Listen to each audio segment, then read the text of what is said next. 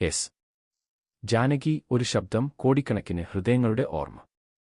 ഒരു കാലഘട്ടത്തിന്റെ ശബ്ദം ഇന്ന് നിശബ്ദമായിരിക്കുന്നു.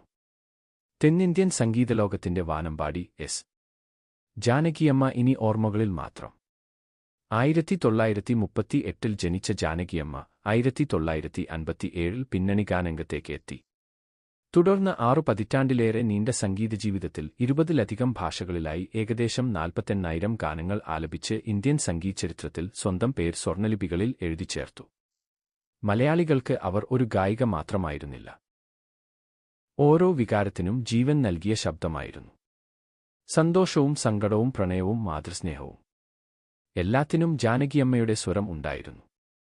4 ദേശീയ ചലച്ചിത്ര പുരസ്കാരങ്ങളും നിരവധി സംസ്ഥാന പുരസ്കാരങ്ങളും നേടി സംഗീതലോകത്തെ സമ്പന്നമാക്കിയ ഈ ഇതിഹാസം തന്റെ ഗാനങ്ങളിലൂടെ തലമുറകളെ ബന്ധിപ്പിച്ച വ്യക്തിയാണ്.